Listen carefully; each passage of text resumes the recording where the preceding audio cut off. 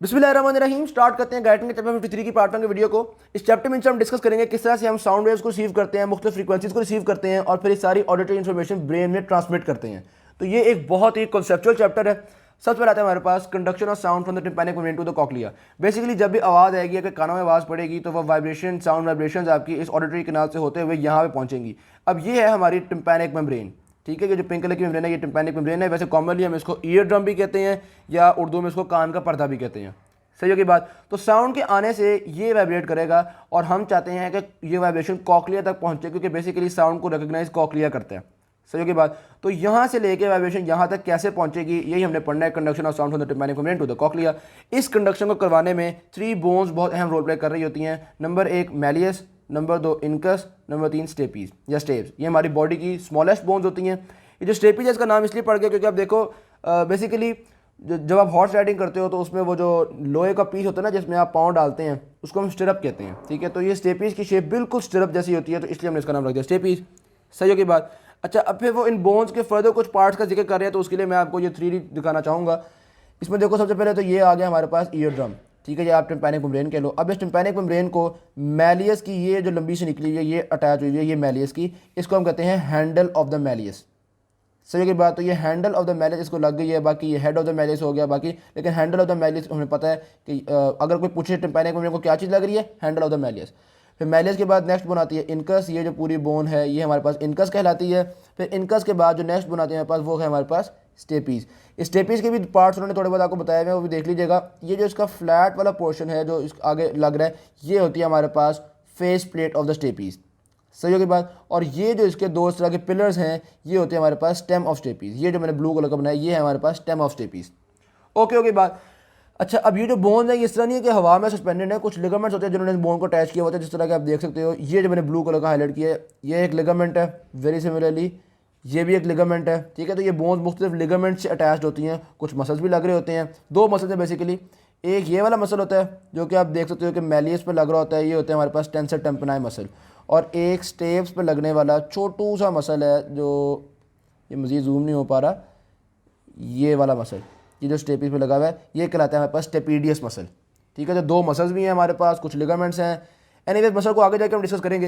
ये जो लिगामेंट्स होते हैं ना ये कुछ इस तरह से अटैच्ड होते हैं कि ये मैलियस और इनकस को एक लीवर की शेप बना देते हैं। ये देख लो इस तरह से एक लीवर सा बना हुआ है।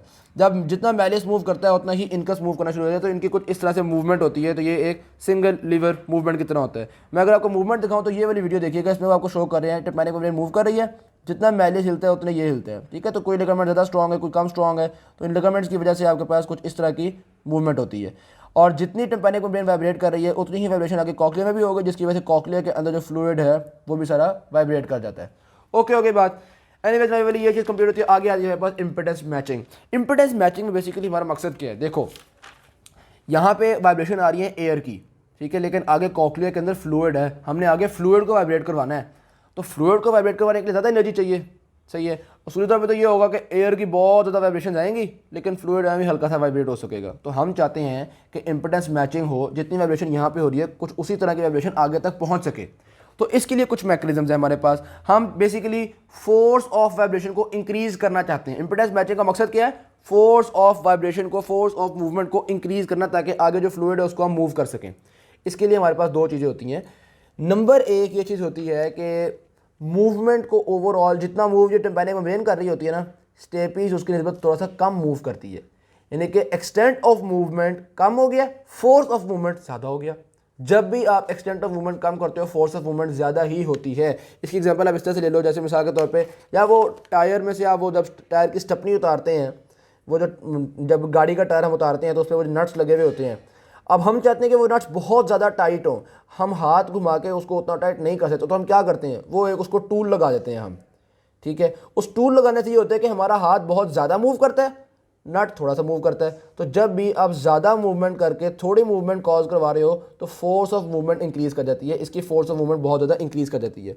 या एक और एग्जांपल अगर आप लें कि जी ये आपके पास एक सर्फेस है, उसके अंदर ये ना हमारे पास एक कील ठुका हुआ है, सही होगी बात। अब कोई बंदा कहता है कील को निकालो, आप एक छोटी सी पिन घुसा के इसको निकालने की कोशिश करते हो, बहुत ज़्यादा जान लगानी पड़ेगी। तो हम क्या करते हैं, थोड़ा सा एक बड़ा पीस पकड़ते हैं कोई मेटल का, वो यहाँ पे जब घुसाते हैं, अब जब मैं इसको मूव कर रहा हूँ तो ये नेल ज़्यादा आसानी से निकल जाएगा। क्यों आसानी से निकल रहा है, मेरी ज़्यादा मूवमेंट हो रही है और वहाँ पे हम बिल्कुल हल्की सी मूवमेंट करवानी है। तो जब ज़्यादा मूवमेंट से हल्की सी मूवमेंट करवाएं तो फोर्स ऑफ मूवमेंट इंक्रीज़ कर जाती है। तो ये वाला काम हो रहा है, ज़्यादा मूवमेंट होती है टिम्पैनिक मेम्ब्रेन की, लेकिन स्टेपीज़ की मूवमेंट 1.3 टाइम्स कम होती है। तो यानी कि फोर्स ऑफ मूवमेंट जो 1.3 टाइम्स ज़्यादा हो गई है due to this affect change in movement.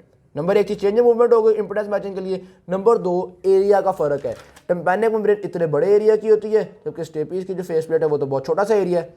तो जब एरिया छोटा होता है उसमें भी फोर्स ज़्यादा लगती है। इसकी एग्जांपल बिल्कुल ऐसे ही है, आप ना ये जो बाहर जहाँ मिट्टी होती है जिस पे घास लगी हुई होती है उस पर अपना पूरा ऐसे हाथ मारो, क्या आपका हाथ अंदर घुस जाएगा? नहीं घुसेगा। सही है। वेरी सिमिलरली आप एक इस तरह से पॉइंटर पकड़ो, ये पॉइंटर रखा, इस पॉइंटर के ऊपर ना एक प्लेट रख दो, ठीक होगी बात। मिसाल के तौर पे मैंने ये वाली इस पॉइंटर पे प्लेट रख दी है। अब आप इस प्लेट पे हाथ मारो, जब आप इस प्लेट पे हाथ मारोगे तो ये पॉइंटर थोड़ा सा मिट्टी के अंदर घुस जाएगा। हालांकि आपने उतनी ही जोर से हाथ मारा है, आपने उतनी ही फोर्स लगाई है, लेकिन पहले आपका पूरा हाथ लग रहा था, एरिया ज़्यादा था, तो फोर्स का इतना असर नहीं हुआ, मिट्टी के अंदर घुस नहीं सकी। अब एरिया बहुत छोटा सा हो गया, पॉइंटर की नोक है, फोर्स उतनी है लेकिन एरिया छोटा सा हो गया, तो जो फोर्स मिट्टी पे लग रही है वो ज़्यादा हो गई है, इसलिए अंदर घुस सका। वेरी सिमिलरली यहाँ पे फोर्स इंक्रीज कर जाती है, इसीलिए कॉक्लिया के फ्लूइड को हम मूव करवा पाते हैं। ठीक है। सरफेस एरिया की वजह से कितनी चेंज आई है? 17 टाइम्स छोटा होता है सरफेस एरिया। तो 17 टाइम्स सरफेस एरिया छोटा होने की वजह से फोर्स बढ़ गई, और 1.3 टाइम्स वो जो आपने मूवमेंट चेंज की थी उसकी वजह से बढ़ गई। तो ओवरऑल 22 टाइम्स इंक्रीज कर जाती है हमारी फोर्स, और इसकी वजह से हमारे पास हम वो जो अंदर मौजूद फ्लूइड है उसको मूव करवा पाते हैं। ज़ाहिर सी बात है फ्लूइड को मूव करवाने के लिए ज़्यादा एनर्जी चाहिए, क्योंकि उसका इनर्शिया ज़्यादा होता है, ज़्यादा मूवमेंट करवाना ज़्यादा मुश्किल होता है इनर्शिया की वजह से, ये मतलब है। सही होगी बात। तो ये वाली बातें जो यहाँ पर डिस्कस की हुई थी, वो कह रहे हैं कि हमारे जो नॉर्मल फ्रीक्वेंसीज है जो कि हम सुनते हैं 300 से लेकर 3000 साइकिल्स पर सेकंड, इन फ्रीक्वेंसीज में 50% to 75% of the impedance matching perfect होती है, कि जितनी आई थी काफ़ी हद तक हमने आगे ट्रांसमिट कर दी, काफ़ी हद तक हमारा जो काम है वो गुड चल रहा है। अच्छा, अगर किसी इंसान के अंदर ये ना हो, मैलिस इनका स्टेप्स ना हो, तो फिर इस इंसान को बहुत ऊंचा सुनाई देता है। यानी कि जब आप बहुत ज़्यादा वाइब्रेशन होगी यहाँ पे, तो हल्की वाइब्रेशन होगी कॉक्लिया में। सही होगी बात। तो वो जो लोग कहते हैं ना कि मुझे ऊंचा सुनाई देता है, तो बहुत ऊंचा बोलते हो आप, और वो वहाँ पे हल्की सी आवाज़ उनको सुनाई देती है। तो ये ज़ाहिर सी बात है, अगर ये मैलिस इनका स्टेप्स नहीं होंगे तो सेंसिटिविटी जो वो कम हो जाएगी। वो कह रहे हैं 15 to 20 डेसिबल्स कम हो जाएगी। यानी अगर आपको 1 डेसिबल की आवाज़ 1 सुनाई देती है ना, तो उसको 16 डेसिबल की आवाज़ 1 सुनाई देगी, उसको 25 डेसिबल की आवाज़ 6-7 सुनाई देगी। सही होगी बात, क्योंकि उसकी सेंसिटिविटी बहुत कम हो चुकी है। नेक्स्ट आता है कॉन्सेप्ट हमारे पास attenuation of sound by contraction of. अब दो मसल का नाम है, टेंसर टेम्पोराई मसल, मैंने आपको दिखा दिया था, ये वाला मसल होता है टेंसर टेम्पोराई मसल, और दूसरा स्टेपीडियस जो कि स्टेज पे लगा हुआ होता है। अब होता है बेसिकली क्या है, ये जब मसल्स कॉन्ट्रैक्ट करते हैं ना, तो इन मसल्स की कॉन्ट्रैक्शन की वजह से ये बोन्स जो है ये थोड़ी सी रिजिड हो जाती हैं। जैसी बात है, जब आप इन बोन्स को कोई भी पकड़ के रखेगा, खींच के रखेगा, तो इन बोन्स की मूवमेंट थोड़ी सी मुश्किल हो जाएगी। सही की बात। तो इसका मतलब ये है कि जब भी ये मसल कॉन्ट्रैक्ट करेंगे तो आगे कम वाइब्रेशन पहुंच सकेगी और आवाज़ जो है वो थोड़ी सी कम हो जाएगी। तो हम इस आवाज़ को कम करते हैं इन मसल्स की कॉन्ट्रैक्शन से। अगर कोई भी बहुत ऊंची आवाज़ कानों में पड़ रही हो ना, जब बहुत लाउड साउंड रिसीव होती है, जब ब्रेन के तक लाउड साउंड के सिग्नल्स पहुंचते हैं ना, तो ब्रेन फौरी तौर पर सिग्नल्स भेजते हैं टेंसर टेम्पोराई पे, और इसको ताकि इनको कॉन्ट्रैक्ट करवा के तो वाइब्रेशन को कम किया जा सके। ब्रेन कहता है यार बहुत ऊंची आवाज़ आ रही है, थोड़ी सी वाइब्रेशन कम करो। सही होगी बात। अब वाइब्रेशन कम करने के क्या क्या फ़ायदे होते हैं? एक तो आपने प्रोटेक्ट कर लिया अपने ब्रेन को, आगे जब बहुत ज़्यादा वाइब्रेशन होती है, यानी गड़बड़ शड़बड़ ना हो जाती, आपने उस गड़बड़ को प्रिवेंट कर लिया। नंबर एक चीज़, प्रोटेक्ट द कॉक्लिया। दूसरा, एक एनवायरनमेंट है जहाँ बहुत शोर शराबा हो रहा है, ठीक है, अब क्लास में शोर शराबा हो रहा है, लेकिन आप टीचर को सुनना चाह रहे हो। उसूली तौर पे तो हर बंदे की बात अगर आपके ब्रेन में पूरी पहुँचना शुरू हो गई तो आप एक बात तो फोकस कर ही नहीं सकोगे। तो ऐसी सिचुएशन में भी, ऐसे इन्वायरमेंट्स में भी हम थोड़ा सा अपने कान को आदी कर लेते हैं कि यार बाकी जो साउंड है, छोटे मोटे साउंड्स हैं, वो ट्रांसमिट ना हो सकें, और जो कोई बहुत ऊंची आवाज़ आ रही है, जो टीचर बोल रहे हैं, जो इस तरह की आवाज़ है, वो थोड़ी बहुत ट्रांसमिट हो जाए। तो ओवरऑल कह लो कि जो आपकी बैकग्राउंड साउंड्स हैं उनको भी कम करने में रोल प्ले करता है। उसके अलावा जब आप खुद बोल रहे होते हो तो आपको अपनी आवाज़ कम सुनाई दे, इसमें भी रोल प्ले करता है। ऐसा ना हो जब आप खुद बोलो तो आपकी, क्योंकि आपके अपने कान तो बहुत करीब हैं, मैं जब ऊंची ऐलान कर रहा हूँ हजरात सुने, और मेरे अपने कान फट जाए चाहे, तो बेसिकली ये है कि जब ब्रेन सिग्नल्स भेजता है ऊंचा बोलने के, तो साथ ही सिग्नल्स इनको भी भेजता है कि भाई तुम लोग ज़रा कॉन्ट्रैक्ट हो जाओ, ताकि अपनी आवाज़ खुद से ज़्यादा ना सुनाई दे। ओके की बात। तो ये अटेनुएशन ऑफ साउंड हो गई, इसके 3 मकसद हो गए, protect the cochlea, loud environments के बैकग्राउंड साउंड को कम करना, और अपनी स्पीच को ज़रा कम सुने।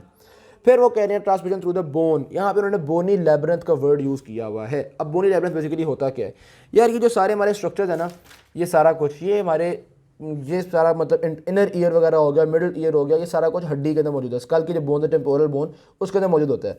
तो इर्द गिर्द ये सारी बोन्स हैं, दरमियान में ये मेम्ब्रेनस स्ट्रक्चर्स हैं। होता बेसिकली ये है कि बोन में इस तरह की शेप बनी हुई होती है। अब जारी बात है कि कॉकलिया यहाँ पे फिट हुआ हुआ है, तो बोन में खाली जगह थी, वहीं पे फिट हुआ है ना कॉकलिया, ठीक है। तो वो जो खाली जगह या वो जो बोन के अंदर स्पेस है कॉकलिया की, उसको हम कहते हैं बोनी लैबिरिंथ। और उस स्पेस के अंदर फिर ये जो मेम्ब्रेन मौजूद है, इसको हम नाम देते हैं मेम्ब्रेनस लैबिरिंथ। आगे जाके मैं कुछ और मॉडल आपको दिखाऊंगा, ये 3D डायग्राम आपको दिखाऊंगा, तो उनमें हम दोबारा बोनी लैबिरिंथ और मेम्ब्रेनस लैबिरिंथ को डिस्कस करेंगे, क्योंकि ये समझना कई बार थोड़ा सा मुश्किल हो जाता है। तो जब हम यहाँ पे ये डिस्कस करेंगे ना, तो वो मैं आपको बता दूंगा। तो बता बेसिकली ये रहे हैं कि चूंकि एक बोनी लैबिरिंथ पूरा होता है, तो हमारी बोन पे अगर वाइब्रेशन हो तो वो वाइब्रेशन भी ट्रांसमिट हो जाती है और हमें साउंड सुनाई जाती है। इसकी एग्जांपल ऐसे है कि वो जो होता है ना ट्यूनिंग फोक को वाइब्रेट करो और अपने कान के बैक साइड पर जो हड्डी होती है ना, वहाँ पे टच कर दो, तो आपको एक बड़ी ऊंची सी गूंज सी आएगी, आवाज़ सी आएगी। वो आवाज़ क्यों आ रही है? क्योंकि बोन की वाइब्रेशन भी कॉकलिया को वाइब्रेट कर देती है। जब बोन वाइब्रेट होती है तो वो भी कॉकलिया की वाइब्रेशन करवाती है और आपको साउंड सुनाई देती है। ऑल राइट जी। फिर आता है नेक्स्ट हमारे पास कॉकलिया को, जहाँ पे पहले डिस्कस करने लगे हैं। कॉकलिया हमारे पास कॉइल्ड ट्यूब्स हैं, इसकी क्रॉस सेक्शन उन्होंने यहाँ पे ड्रॉ की हुई है। अच्छा, एक चीज़ जो थोड़ी सी कभी कभी कंफ्यूज करती है कॉकलिया के बारे में, हम टर्म यूज़ करते हैं apex of the cochlea, base of the cochlea. यार ये कैसे टर्म हुई? अगर तो कॉकलिया इस तरह की एक गोल गोल चीज़ है, जो कि मतलब स्नेल की तरह गोल गोल चीज़ है, उसमें एपेक्स का कॉन्सेप्ट, बेस का कॉन्सेप्ट और ना समझ में आता है कि ये क्रॉस सेक्शन किस तरह का बन गया। असूली तौर पे तो अगर कॉकलिया हमारे पास इस तरह का है, जिस तरह का यहाँ पे हमें लग रहा है, इसका तो क्रॉस सेक्शन होना चाहिए कुछ ऐसे, ठीक है ना, कि यूँ कॉयल घूम रही है, जब हमने कट किया तो यूँ आ गया। लेकिन यहाँ पे तो क्रॉस सेक्शन तरफ फर्क आ रहा है। तो बेसिकली कॉकलिया जो होता है वो बेसिकली बिल्कुल इस तरह फ्लैट सर्कल नहीं होता, बल्कि यूँ ऊपर आता हुआ कुछ इस तरह का स्ट्रक्चर होता है कॉकलिया का। सही की बात। तो जब हम ऊपर से देखते हैं तो हमें लगता है कि भाई ये इस तरह से कॉयल हुआ है, लेकिन अगर आप साइड से देखो तो ये काइंड ऑफ कोन फॉर्म हो रही है। ये इस तरह तो रोटेट कर ही रहा है, लेकिन रोटेट करके यूँ ऊपर आता रहता है, ये एक कोन की तरह फॉर्म हो रहा होता है। सही की बात। अब इसका देखो, अगर आप क्रॉस सेक्शन करोगे तो एक यहाँ पे ट्यूब नजर आएगी, एक यहाँ पे ट्यूब नजर आएगी, जैसे कि ये नजर आ रही है, फिर यहाँ पे जैसे कि ये नजर आ रही है, और एक टॉप पे। तो ये बेसिकली इस तरह से होता है हमारे कॉकलिया का स्ट्रक्चर, जो कि एक कोन की शक्ल का होता है। अब जब कोन बन गई तो फिर हम इसको कह सकते हैं एपेक्स ऑफ द कॉकलिया, इसको हम कह सकते हैं बेस ऑफ द कॉकलिया। समझ रहे हैं टर्म्स को? सही। तो एक तो एक कॉकलिया की शेप को समझना बड़ा ज़रूरी काम था। फिर अब ये इसके इर्द गिर्द सारी बोन मौजूद है, जाहिर सी बात है ये पूरा बोनी स्ट्रक्चर होता है, कॉकलिया भी है तो हड्डी के अंदर ही। अब ये जो दरमियान वाली जगह है, यहाँ पे भी जाहिर बात है कोई ना कोई हड्डी मौजूद होगी, सही है। इसकी ये जो सेंटर वाली जगह है, यहाँ पे जो हड्डी मौजूद होती है, उस हड्डी को हम नाम देते हैं मॉड्यूलस। यहाँ पे आप देख सकते हैं कि जो दरमियान वाली हड्डी मौजूद है, इसको वो क्या नाम दे रहे हैं? मॉड्यूलस। तो आगे जाके ये चीज़ें डिस्कस होंगी, तो इसको बना दे देते हैं जी मॉड्यूलस। मॉड्यूलस के बारे में आपको पता होना चाहिए। अच्छा जी, अब ये जो पाइप, ये जो कॉयल रोटेट कर रही है, ये जो एक पाइप बना हुआ है जो कि रोटेट कर रहा है, इस पाइप को मैं स्ट्रक्चर को देखना चाह रहा हूँ। ये जो एक पाइप है, तो उसका स्ट्रक्चर मैंने यूँ शो किया हुआ है। ये अगर आप इस पाइप को स्ट्रेट कर लो तो उसका छोटा सा पोर्शन है। इस पाइप के अंदर इस तरह से 3 कंपार्टमेंट्स बने हुए होते हैं। समझ रहे हैं बात को? इस तरह से कुछ 3 कंपार्टमेंट, ये वो पाइप है जो कि ऐसे कॉयल कर रहा है, ठीक है। इसके अंदर 3 कंपार्टमेंट्स बने हुए होते हैं। नंबर 1 है जो सबसे ऊपर वाला कंपार्टमेंट है, इसको हम नाम देते हैं स्केला वेस्टिबुलाई। इस कंपार्टमेंट का क्रॉस सेक्शन यहाँ भी उन्होंने शो किया हुआ है। सही की बात। तो एक सबसे ऊपर वाली को कहते हैं स्केला वेस्टिबुलाई, ये जो मीडियम में ब्लू कलर का मैंने दिखाया हुआ है दरमियान में आ रहा है, इसको हम कहते हैं स्केला मीडिया। जो सबसे नीचे कंपार्टमेंट बना हुआ है, इसको हम कहते हैं स्केला टेम्पनाई। सही की बात। तो ये हमारे पास इस तरह से 3 कंपार्टमेंट्स बन रहे होते हैं। स्केला वेस्टिबुलाई और स्केला मीडिया, इनको जो सेपरेट करने वाला है उसको हम नाम, इसकी सेपरेट करने वाली जो मेम्ब्रेन है उसको हम नाम देते हैं रीजनर्स मेम्ब्रेन। सही होगी बात। उसको क्या नाम दे रहे हैं हम? रीजनर्स मेम्ब्रेन। और स्केला मीडिया और स्केला टेम्पनाई, इनको जो सेपरेट करने वाला है इसको हम नाम देते हैं basement membrane, sorry basilar membrane. सही होगी बात। ये भी हमारे पास जैसा ये क्रॉस सेक्शन है वैसे ये क्रॉस सेक्शन है। सबसे ऊपर क्या हो गया हमारे पास? Scala vestibuli. फिर ये क्या हो गया हमारे पास? Scala media. ये क्या हो गया हमारे पास? Scala tympani. अब इन दोनों को सेपरेट करने वाला ये जो है, इसको हम क्या यार ये तो हो ही नहीं रहा। ये वाले जो मेम्ब्रेन है, ये ब्लू कलर की हुई है, इसको क्या नाम देते हैं हम? रीजनर्स मेम्ब्रेन। बिल्कुल बारीक सी मेम्ब्रेन है जो कि स्केला वेस्टिबुलाई और स्केला मीडिया को आपस में सेपरेट कर रही होती है। सही। अब एक बात इंटरेस्टिंग ये भी है कि ये जो मेम्ब्रेन है ना, ये इतनी पतली है कि वाइब्रेशन, जितनी वाइब्रेशन स्केला वेस्टिबुलाई में होती हैं, बिल्कुल वैसी वाइब्रेशन स्केला मीडिया में होती हैं, एज इफ ये पूरा एक ही कंपार्टमेंट हो, ठीक है। तो ये वाइब्रेशन को ब्लॉक वगैरह करने में रोल प्ले नहीं करता। इसको हम एक ही कंपार्टमेंट कंसिडर करते हैं जब हम वाइब्रेशन को स्टडी कर रहे होते हैं। तो फिर आप पूछेंगे कि यार ये इसका फिर फंक्शन है कि अगर ये वाइब्रेशन वाला काम ही नहीं कर रहा, तो ये जो हमारे पास रीजनर्स मेम्ब्रेन, इसका फंक्शन क्या है? बेसिकली रीजनर्स मेम्ब्रेन से एक ख़ास फ्लूइड निकलता है, जो फ्लूइड यहाँ पे फिल होता है स्केला मीडिया के अंदर। स्केला मीडिया के अंदर एक खास फ्लूइड है। स्केला मीडिया के अंदर जो फ्लूइड है उसको कहते हैं पेरीलिम्फ। जो साइडों पे इसके अंदर स्केला वेस्टिबुलाe और नीचे वाला स्केला टेम्पनाe, इन दोनों में जो फ्लूइड है उसको क्या कहते हैं? एंडोलिम्फ। लेकिन स्केला मीडिया में एक खास फ्लूइड है जिसको कहते हैं हम पेरीलिम्फ। ठीक है, मेरा ख्याल है पेरीलिम्फ ही है, if I am not wrong. बहरहाल आगे जाकर हम देख लेंगे, उसमें कोई ऐसी मुश्किल चीज़ नहीं है। एनीवेज, तो रीजनस मेम्ब्रेन का बेसिकली फंक्शन ये होता है कि ये उस फ्लूइड को सिक्रिएट करते हैं या वो फ्लूइड प्रोड्यूस करने में इसका रोल होता है, वरना वाइब्रेशंस को ये सेपरेट नहीं करती। जितनी वाइब्रेशन स्केला वेस्टिबुलाe में होगी बिल्कुल वैसी ही स्केला मीडिया में भी हो जाती है। सही की बात। अच्छा, अब ये इस क्रॉस सेक्शन में अगर आप देखें ना तो ये अंदर अंदर ही पूरा एक मेम्ब्रेनस स्ट्रक्चर है। सही है, ये जो मेम्ब्रेनस स्ट्रक्चर है इसको कहेंगे मेम्ब्रेनस लैबिरिंथ। और इसके इर्द गिर्द आप देख सकते हैं बोन भी मौजूद है। तो ये जो आपके पास हड्डी मौजूद है इसको हम नाम देंगे बोनी लैबिरिंथ। सही है, एक हड्डी ने इर्द गिर्द से पूरा पाइप, पहले हड्डी ने वो पाइप फॉर्म किया हुआ है और उसके अंदर भी हमारे पास मेम्ब्रेन्स वगैरह मौजूद हैं। तो ये जो हड्डी ने पाइप फॉर्म किया वो बोनी लैबिरिंथ कहलाएगी और उसके अंदर जो मेम्ब्रेन्स वगैरह मौजूद हैं ये हमारे पास मेम्ब्रेनस लैबिरिंथ कहलाएगी। इस मेम्ब्रेनस लैबिरिंथ में फर्दर 3 कंपार्टमेंट्स बन रहे हैं, स्केला वेस्टिबुलाe, स्केला मीडिया, स्केला टेम्पनाe। तीनों कंपार्टमेंट पूरी ट्यूब में जा रहे हैं। जिस तरह से मैंने आपको मॉडल दिखाया था, ये देखो ना, तीनों कंपार्टमेंट है, ये पूरी ट्यूब है। स्केला वेस्टिबुलाe एक पूरी ट्यूब है जो कि कॉइल कर रही है, स्केला मीडिया एक पूरी ट्यूब है जो कि कॉइल कर रही है, स्केला टेम्पनाe एक पूरी ट्यूब है जो कि कॉइल कर रही है। सही होगी बात? ऑलरेडी यहाँ तक हमें बातें समझ में आ गई। दरमियान में हो गई हमारे पास अच्छा, अब वो ये वाला डायग्राम डिस्कस कर रहे हैं। कह रहे हैं इस डायग्राम आप देख सकते हो हमने 2 ही कंपार्टमेंट्स बनाए हुए हैं, एक ऊपर वाला एक नीचे वाला। तो मैंने आपको बताया था ना वाइब्रेशन में इस ऊपर वाले को हम एक ही कंपार्टमेंट मानते हैं, नीचे वाले को एक ही कंपार्टमेंट मानते हैं। तो यही बात वो यहाँ पे कर रहे हैं कि ये ऊपर वाला स्केला वेस्टिबुलाe, स्केला मीडिया, इन दोनों को हम सिंगल चैम्बर गिनते हैं। ओके होगी बात। बाकी ये जो हमारे पास बेजलर मेम्ब्रेन होती है, ये वाली मेम्ब्रेन जो ब्लू कलर की बनी हुई है बेजलर मेम्ब्रेन, इस बेजलर मेम्ब्रेन में बहुत सारे फाइबर्स होते हैं जिनको हम कहते हैं बेजलर फाइबर्स। ठीक है, आगे जाके उसकी डिटेल्स को डिस्कस करेंगे। एक और बात वो यहाँ पे डिस्कस ये कर रहे हैं कि भाई ये जो स्टेपीज है ये जिस जगह पे लगती है कॉकलिया में, उस जगह को हम नाम देते हैं Oval window of the cochlea. ठीक है, जिस जगह पे लगती है क्या नाम देते हैं उसको हम? Oval window of the cochlea. अब बात यह है जब स्टेपीज आगे आएगी तो ओवल विंडो भी आगे मूव हो जाएगी, फ्लूइड में वाइब्रेशन आएगी। लेकिन जब स्टेपीज पीछे आएगी तो ओवल विंडो तो पीछे नहीं आएगी, कोई खींच तो नहीं ना सकती ओवल विंडो को। तो क्या करें, होता है बेसिकली ये है कि जो स्टेपीज की बाउंड्रीज हैं यहाँ पे आपके पास कुछ लिगामेंट्स होते हैं, इस तरह एनुलर लिगामेंट्स मौजूद होते हैं। ठीक है, जब स्टेपीज आगे जाती है तो ओवल विंडो आगे चलेगी, जब स्टेपीज पीछे आती है तो ये लिगामेंट्स ओवल विंडो को पीछे खींच लेते हैं। तो जैसी वाइब्रेशन हमारी स्टेपीज की होती है वैसी ही वाइब्रेशन आगे ओवल विंडो की होती है, ताकि वैसी ही वाइब्रेशन कॉकलिया के अंदर मौजूद फ्लूइड की भी हो सके। सही की बात, यहाँ तो बात समझ में आ गई। लो जी, अब डिस्कस करने लगे डिटेल्स हम बेजलर मेम्ब्रेन की, कि बेजलर मेम्ब्रेन होती है उसमें रेजोनेंस किस तरह से होती है, उसके अंदर जो मैंने आपको बताया कि बेजलर फाइबर्स होते हैं, ये किस तरह की चीज़ें होती हैं, इनकी डिटेल्स को हम डिस्कस करने लगे हैं। सही होगी बात। सबसे पहली बात तो आपको ये बात समझ में आ गई बेजलर मेम्ब्रेन के अंदर बेजलर फाइबर्स होते हैं। अच्छा, अब बेजलर फाइबर्स का ऑरिजिन किस तरह से है, कहाँ से, किस तरह का फाइबर्स हैं, ये कहाँ से ओरिजिनेट हो रहे हैं, उसको बेसिकली डिस्कस करते हैं। बेजलर फाइबर्स ये जो मॉड्यूलस होता है इससे ओरिजिनेट हो रहे हैं और यूं जा रहे होते हैं। ठीक है, यानी कि मॉड्यूलस से, अब ये पूरा है इसके अंदर आपको पता ना बेजलर मेम्ब्रेन ऐसे बारीक सी बेजलर मेम्ब्रेन होगी जो कि घूम रही होगी, तो यहाँ से फाइबर्स उस बेजलर मेम्ब्रेन में जाएंगे यूं। सही, मॉड्यूलस से ओरिजिनेट हो रहे हैं और यहाँ इसके अंदर जा रहे हैं। अच्छा, बेजलर मेम्ब्रेन के अंदर बेसिकली एक और ऑर्गन होता है। जिस तरह मिसाल के तौर पे अगर मैं आपसे कहूँ कि जी ये इस ट्यूब का मॉडल ये था ना, ठीक है ना, ऐसे यही मॉडल था ना आपके पास इस ट्यूब का, ये जो ट्यूब है ये बिल्कुल इसी तरह की ट्यूब है। तो यहाँ पे हमारे पास बिटवीन स्केला मीडिया और स्केला टेम्पनाe इनके दरमियान में होती है बेजलर मेम्ब्रेन। तो समझो ये जो बेजलर मेम्ब्रेन है ये मैंने निकाल ली। ठीक है, ये बेजलर मेम्ब्रेन मैंने इनके दरमियान में से मैंने ये बेजलर मेम्ब्रेन निकाल ली है। सही होगी बात। अब इस बेजलर मेम्ब्रेन में एक तो आप देखो ये ब्लू सा एक कुछ मौजूद है। सही, तो बेजलर मेम्ब्रेन में ये एक पूरा स्ट्रक्चर मौजूद होता है जिसको हम कहते हैं ऑर्गन ऑफ कॉर्टी। ये ऑर्गन ऑफ कॉर्टी होता है, इसमें बहुत सारे हेयर सेल्स होते हैं। हेयर सेल्स हमारे पास बड़े एक इलेक्ट्रोमैकेनिकली सेंसिटिव सेल्स हैं। सही होगी बात। बेसिकली ये जो फ्लूइड की वाइब्रेशन है उनको ये हेयर सेल्स ही सेंस कर रहे होते हैं और आगे फिर इलेक्ट्रिकल सिग्नल्स हमारे ब्रेन में भेज रहे होते हैं। किस तरह से रिसीव करते हैं, किस टाइप के हेयर सेल्स होते हैं, वो इंशाल्लाह पार्ट 2 की वीडियो में हम डिटेल से डिस्कस करेंगे। एनीवेज, अभी हम देख रहे हैं कि हमारे पास जो बेसमेंट मेम्ब्रेन है उसके ऊपर हमारे पास क्या बेजलर मेम्ब्रेन है, उसके ऊपर क्या आ गई, ऑर्गन ऑफ कॉर्टी। उसके अलावा बेजलर मेम्ब्रेन पे इस तरह करके फाइबर्स वगैरह मौजूद होंगे, यूं यूं यूं यूं ऐसे फाइबर्स मौजूद होंगे। क्योंकि मैंने आपको बताया कि मॉड्यूलस से फाइबर्स ओरिजिनेट होते हैं और यूं जा रहे होते हैं।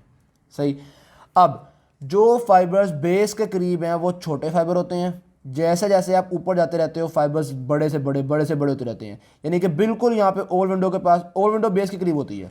ठीक है, ओवल विंडो के पास जो फाइबर होंगे ना वो आप कह लो कि सिर्फ 0.04 मिलीमीटर के होते हैं, निकू से आहिस्ता आहिस्ता थोड़े बड़े होते ये एपेक्स के पास जो फाइबर्स आ रहे हैं, इस बेस एपेक्स की बेसमेंट बेजलर मेम्ब्रेन के एपेक्स की बेजलर मेम्ब्रेन के अंदर जो बेजलर फाइबर्स होंगे ना, उनका साइज़ ऑलमोस्ट 0.5 मिलीमीटर तक होता है, ठीक है। तो काफ़ी ज़्यादा बड़े होते हैं एज़ कम्पेयर टू बेस वाले। तो ये तो बात पता चल गई, ये जो बेजलर फाइबर्स हैं ये नीचे छोटे होते हैं, ऊपर जाते जाते जाते जाते बड़े होते रहते हैं, साइज़ में इंक्रीज़ करते रहते हैं। ओके की बात। फिर एक और चीज़ भी है, ये जो नीचे वाले होते हैं ना, ये डायामीटर में बड़े होते हैं, मोटे होते हैं, ऊपर वाले डायामीटर में पतले होते हैं। सही है बात। तो नीचे वाले छोटे हैं लेकिन डायामीटर में मोटे मोटे से हैं, तो बहुत ही स्टिफ किस्म के होंगे। और जो टॉप पे आ रहे हैं वो लेंथ में लंबे हैं और डायमीटर में पतले पतले हैं, तो बिल्कुल ही वेवी वेवी से होंगे। यहाँ तो बात समझ में आ गई। ऑल राइट जी। अब बेसिकली यहाँ पे वो ये बात डिस्कस कर रहे हैं, बेसिकली ये देखो, ये समझो हमारे पास क्या है, बेसिकली ये हमारे पास बेसिलर मेम्ब्रेन है। मैं कहता हूँ कि ये आपका पास था ना कॉकलिया, तो इस कॉकलिया को मैं यहाँ से तोड़ लिया मैंने, यार टूटता भी नहीं है सही से, एक तो ये तोड़ लिया मैंने कॉकलिया को, ठीक है। तो कॉकलिया को तोड़ा, इसके दरमियान में से मैंने वो बेसिलर मेम्ब्रेन निकाली, तो कुछ इस तरह की वो बेसिलर मेम्ब्रेन है।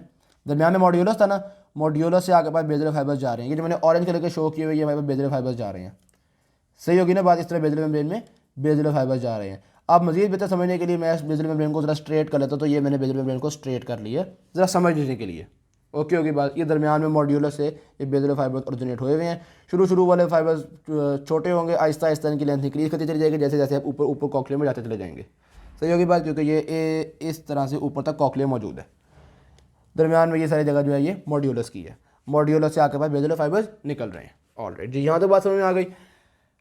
अच्छा, अब मज़ीद ये चीज़ देखना, जब इसके अब ये कॉकलिया की ट्यूब, ये बेसिलर फाइबर है ना, इसके ऊपर भी एक कंपार्टमेंट मौजूद है जहाँ पर राउंड ओवल विंडो है, इसके नीचे भी एक कंपार्टमेंट मौजूद है। अब जब ऊपर कोई वाइब्रेशन आएगी, यहाँ से पुश किया जाएगा, तो यहाँ का जो फ्लूइड है वो इस मेम्ब्रेन को थोड़ा सा नीचे को पुश कर देगा, जैसे कि आप इस डायग्राम में देख सकते हो। ये मेम्ब्रेन जो है वो थोड़ी सी नीचे को फोल्ड हो गई है।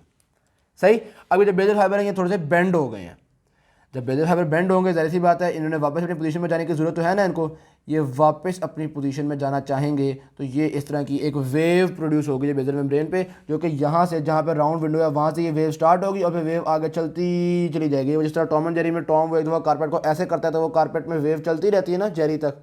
या आपने अपनी एक्चुअल लाइफ में भी देखना हो तो जिस तरह अगर ये आप एक पाइप को पकड़ो, पाइप के एक एंड को ना मतलब टाइट करके पाइप के एक एंड को आप यूँ मूव करो, तो आप देखोगे वो पूरी एक वेव होगी जो कि आगे तक जाएगी। तो बेसिकली इसी तरह से होता है कि यूँ एक वेव प्रोड्यूस हो गई और ये वेव हमारे यहाँ से ऊपर ऊपर ऊपर ऊपर आगे से आगे जाती रहती है। वो कहाँ पे रुकती है, क्यों रुकती है, वो भी हम आगे जाके डिस्कस करेंगे डिटेल के साथ। एनीवेज ये बात समझ में आ गई।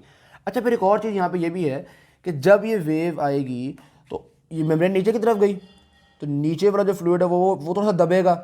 नीचे आपके पास मौजूद होती है राउंड विंडो। सही है। नीचे वाला जो कंपार्टमेंट है वहाँ पे एक विंडो है जिसको कहते हैं राउंड विंडो। तो जब यहाँ से वाइब्रेशन आती है अंदर की तरफ को और ये मेम्ब्रेन नीचे की तरफ होती है, तो राउंड विंडो थोड़ी सी बाहर को बल्ज आउट कर जाती है। जाहिर सी बात है नीचे की तरफ हुई है तो राउंड विंडो थोड़ी सी बाहर को बल्ज आउट कर रही है। आप सोचेंगे कि भाई यहाँ का कॉकलिया पूरे क्यों नहीं बल्ज आउट करता, तो भाई बात असल में ये है, पूरे कॉकलिया के इर्द गिर्द तो हड्डी मौजूद है, पूरे कॉकलिया के इर्द गिर्द तो बोनी लैब्रिथ मौजूद है। कॉकलिया की सिर्फ दो छोटी छोटी जगह हैं जहाँ पे इर्द गिर्द हड्डी मौजूद नहीं है। वो एक है आपके पास ओवल विंडो, एक है राउंड विंडो। ओवल विंडो पे लगी हुई है आपके पास वो जो प्लेट थी, face plate of the stapes, और राउंड विंडो आगे पास खुली है। तो जब भी ओवल विंडो का प्रेस करोगे, जब भी ओवल विंडो से आप कॉकलिया को दबाओगे, राउंड विंडो बाहर को बल्ज कर देगी, क्योंकि अंदर तो फ्लूइड है ना, ठीक है। जब भी आप ओवल विंडो को दबाओगे राउंड विंडो बाहर आ जाएगी। जब भी आप ओवल विंडो को पीछे करोगे राउंड विंडो अंदर को चली जाएगी। ओके होगी बात। वॉल्यूम को तो अंदर के टोटल सेम रखना है ना हमने, वॉल्यूम तो नहीं हम ज़्यादा कम कर सकते। तो ये बात थोड़ी बहुत आपको समझ में आ गई, किस तरह से वाइब्रेशन आगे जाती है, ये बात समझ में आ गई। अब बेसिलर फाइबर्स की हमने एक चीज़ स्टडी की है। हमने कहा है जो बेस के करीब बेसिलर फाइबर होते हैं वो छोटे होते हैं, ऊपर जाते रहो तो बेसिलर फाइबर की लेंथ लंबी होती चली जाती है। फिर हमने कहा है जो बेस के करीब बेसिलर फाइबर होते हैं वो मोटे होते हैं, ऊपर जाते रहो तो बेसिलर फाइबर्स की पतले होते रहते हैं। सही। नीचे वाले छोटे मोटे, ऊपर वाले पतले लंबे। अब ये जो नीचे वाले छोटे मोटे फाइबर्स होते हैं, ये वाले फाइबर्स हाई फ्रीक्वेंसी से वाइब्रेट करते हैं, ऊपर वाले टॉप वाले फाइबर्स एपेक्स वाले फाइबर्स लो फ्रीक्वेंसी से वाइब्रेट करते हैं। इसकी मैं आपको एग्जांपल देता हूँ। देखो छोटे लेंथ वाले है ना, छोटे लेंथ वाले हाई फ्रीक्वेंसी, बड़े लेंथ वाले लो फ्रीक्वेंसी। ये देखो जी जनाब वाली, ये मेरे पास एक स्केल है। मैं पहले बिल्कुल छोटी लेंथ का स्केल लेता हूँ, ये वाला इतना सा लेंथ छोटी कर दी ना मैंने इसकी वाइब्रेशन देखो कितनी हाई फ्रीक्वेंसी की हो रही है, तेज़ी से वाइब्रेट कर रहा है। ये फ्रीक्वेंसी होती है ना नंबर ऑफ वेव्स पर सेकंड, तो ये बड़ी तेज़ी से वाइब्रेट करता है, देख रहे हैं आप। अच्छा, मैं इसकी लेंथ को इंक्रीज़ कर देता हूँ। ये देखो लेंथ मैंने इंक्रीज़ कर दी, अब स्लोली वाइब्रेट कर रहा है। ये देखो ज़्यादा बिल्कुल पीछे चला गया हूँ मैं, तो अब इसकी वाइब्रेशन बिल्कुल स्लो हो गई है, ठीक हो गया, आपको गिनती भी कई दफ़ा तो हो जाती है कि यार ये कितनी वाइब्रेशन हो रही है। वाइब्रेशन स्लो हो गई जब मैं जितना करीब, तो जितना छोटी लेंथ होती है उतनी हाई फ्रीक्वेंसी होती है, बहुत तेज़ वाइब्रेशन होती है, और जितनी बड़ी लेंथ होती है उतनी लो फ्रीक्वेंसी होती है। सही होगी बात। वेरी सिमिलरली जितना मोटा होता है उतनी हाई फ्रीक्वेंसी होती है, और जितना पतला होता है उतनी ही लो फ्रीक्वेंसी होती है। तो यही रीज़न है कि बेस के करीब वाले फाइबर जो है वो हाई फ्रीक्वेंसी से वाइब्रेट करते हैं, और जो टॉप के करीब वाले फाइबर हैं वो लो फ्रीक्वेंसी से वाइब्रेट करते हैं। ये बात समझ में आ गई? ऑलराइट जी। अब जब साउंड आएगी, जो हाई फ्रीक्वेंसी की साउंड्स होंगी ना, वो बेस के करीब वाले फाइबर्स के साथ बहुत ही कंफर्टेबल फील करेंगी, और वो बेस के करीब वाले फाइबर्स को बहुत ज़्यादा वाइब्रेट करवाएंगी। और जो लो फ्रीक्वेंसी की साउंड्स होंगी वो बेस वाले फाइबर को इतना ज़्यादा वाइब्रेट नहीं करवाएंगी, लेकिन जब ये वाइब्रेशन की वेव करते करते करते करते टॉप के करीब पहुँचेगी ना, तो वहाँ पे अपनी फ्रीक्वेंसी वाले फाइबर्स को बहुत ज़्यादा वाइब्रेट करवाएगी। ओके बात। तो यही बेसिकली आगे जाकर हम देखेंगे, प्लेस प्रिंसिपल भी बेसिकली यही होता है कि साउंड, अब देखो कुछ फाइबर हैं मिसाल के तौर पे जी, ये वाले फाइबर हैं ये 3000 हर्ट्ज पे अच्छा वाइब्रेट करते हैं, ये वाले 2019 हर्ट्ज पे अच्छा वाइब्रेट करते हैं, इसी तरह करते करते सबसे एंड वाले 200 हर्ट्ज पे अच्छा वाइब्रेट करते हैं। जो साउंड आएगी ना, वो जिस फ्रीक्वेंसी की होगी वो उसी तरह के फाइबर्स को ज़्यादा वाइब्रेट करवा देगी। ओके हो गई बात? ऑलराइट, ये एक बात हो गई जनाबी वाली। फ्लूइड वेव जो है वो ट्रैवल करती है नीचे से चल के, ब्राउन विंडो का बल्ज करना, ये बात मैंने आपको बता दी हैं। अच्छा जी, जब एक फ्रीक्वेंसी ऑफ साउंड आई, वो अपने मतलब के फाइबर्स के पास जब आई, तो अपने मतलब के फाइबर्स को मैक्सिमम वाइब्रेट करवाएगी। वहीं पे उस जो वेव है उसकी एनर्जी जो है वो ख़त्म हो जाएगी, और वो फिर मज़ीद आगे ट्रांसमिट नहीं होगी। जिस मिसाल के तौर पे एक 2090 फ्रीक्वेंसी की वेव आई, वो आई ओल्ड विंडो, यहाँ पे इस बेजल मेम्ब्रेन के अंदर वेव स्टार्ट हुई, श्योर फाइबर को ज़्यादा वाइब्रेट नहीं करवा सके, अलबत्ता वाइब्रेशन आगे ट्रांसमिट हो गई। जब ये उन फाइबर्स के पास पहुंचेगी जिनकी फ्रीक्वेंसी 2090 थी ना, तो ये वाले फाइबर बहुत ज़्यादा वाइब्रेट करेंगे। रेजोनेंस जो हो गई, जब सेम फ्रीक्वेंसी मीट होती है वो रेजोनेंस हो जाती है ना, ये वाले फाइबर बहुत ज़्यादा वाइब्रेट करेंगे। और जब बेजल मेम्ब्रेन इतना वाइब्रेट कर देगी तो इस वेव की जो एनर्जी थी वो एनर्जी यहीं पर यूज़ हो जाएगी, आगे मज़ीद आगे ये वेव नहीं जा सकेगी। सही होगी बात। तो हर वेव उतना ही आगे ट्रैवल करती है जब तक उसकी अपनी फ्रीक्वेंसी के फाइबर्स ना आ जाए। जहाँ पे उसकी अपनी फ्रीक्वेंसी के फाइबर्स आ जाते हैं वो बेताशा वाइब्रेशन करती है और अपनी एनर्जी उस जगह की वाइब्रेशन में यूज़ कर देती है, और जब एनर्जी खत्म हो गई वेव की तो वो आगे मजीद नहीं ट्रैवल करती। ओके बात। एनर्जी वेव जैसे पीरियड, ये वाला कॉन्सेप्ट आपको समझ में आ गया?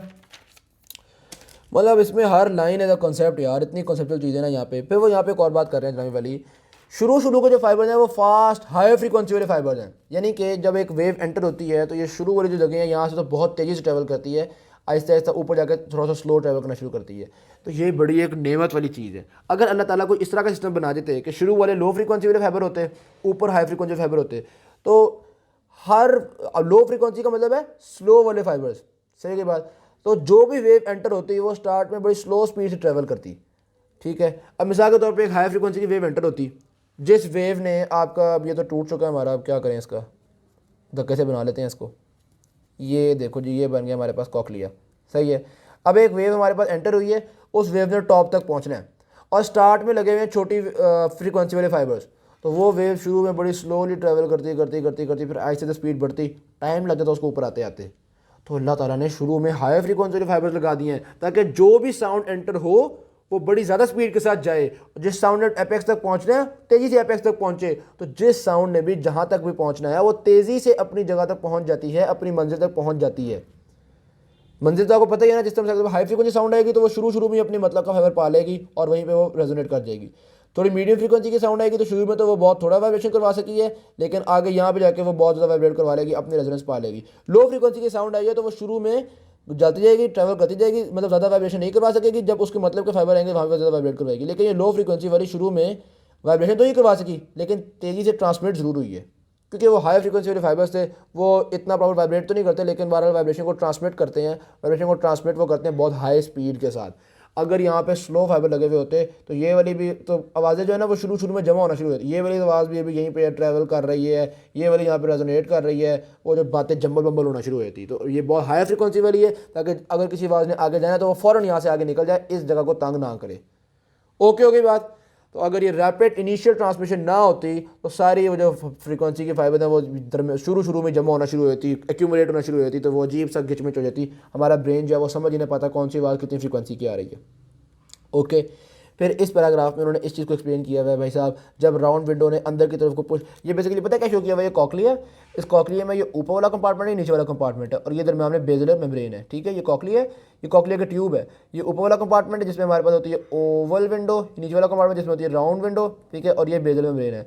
जब ओवल विंडो में यहाँ पे आपके पास स्टेपी आगे अंदर को प्रेस करेगी तो होता है ये, वो दिखा रहे हैं कि ये जो बेजलर मेम्ब्रेन है ये इस तरह वाइब्रेट कर रही है। फिर वो बता रहे हैं कि जब वो पीछे की तरफ को has moved back to the neutral point, और ये जो इसकी मेम्ब्रेन थी ये आगे करके वापस अपने न्यूट्रल पॉइंट पे आई हुई है, वो दिखा रहे हैं कि वाइब्रेशन जो है वो काफ़ी ज़्यादा इंक्रीज़ कर चुकी है, ठीक है, क्योंकि वो उस वाइब्रेशन का असर बढ़ता जा रहा है ना। फिर जब ये पीछे को जा रही है तो वो सी है, ये वाइब्रेशन यहाँ इतनी मूव होती है, फिर जब वो मतलब पीछे को निकल गई है, सॉरी पीछे निकल के वापस अपने नॉर्मल पॉइंट पे आ गई है, तो वो बता रहे हैं कि इस तरह की वेव बनेगी, ये जो उन्होंने वेव डी शो की हुई है। मैं एक बार दोबारा बताता हूँ आपको, समझ लीजिए। ये हमारे पास राउंड विंडो की मेम्ब्रेन है, कुछ इस तरह से ये वाइब्रेट इस तरह करेगी, यूँ आगे जाएगी वापस आएगी पीछे आएगी, इस तरह से इनकी वाइब्रेशन होगी, सही होगी बात। तो जब ये आगे जाती है तो ये ए वाली वेव प्रोड्यूस होती है, जब ये आगे जाके वापस न्यूट्रल पॉइंट पे आती है तो ये बी वाली वेव प्रोड्यूस होती है, जब उल्टा ये बाहर की तरफ को निकलती है तो ये सी वाली वेव प्रोड्यूस होती है, बाहर को निकल जब वापस इधर आती है, मतलब आगे जा रही है लेकिन वापस अभी नॉर्मल सिचुएशन में आई हुई है, तो ये डी वाली वेव प्रोड्यूस होती है। ये मुख्तलिफ वेव प्रोड्यूस हो रही हैं, हर वेव में मुख्तलिफ वाइब्रेशन प्रोड्यूस हो रही है, ये चीज़ यहाँ पर उन्होंने शो की हुई है, कुछ इसमें ऐसा मुश्किल चीज़ नहीं थी। नेक्स्ट आता है हमारे पास function of the organ of Corti. Organ of Corti basically क्या है, ये मैंने आपको दिखाया था कि इस तरह बेजलर मेम्ब्रेन के दरमियान में इस तरह से हमारे पास एक सेंसरी स्ट्रक्चर मौजूद है, इसको हम कहते हैं ऑर्गन ऑफ कॉर्टी, जो यहाँ पे ब्लू कलर का शो किया हुआ है। इसको इंशाल्लाह पार्ट 2 की वीडियो में डिस्कस करते हैं। Thank you very much. Video अच्छी लगी इंशाल्लाह ज़रूर अच्छी लगी होगी आपको, कॉन्सेप्ट कुछ आपके क्लियर हुए हैं तो वीडियो को लाइक ज़रूर कीजिएगा, शेयर कीजिएगा दूसरे दोस्तों के साथ। अल्लाह हाफ़िज़।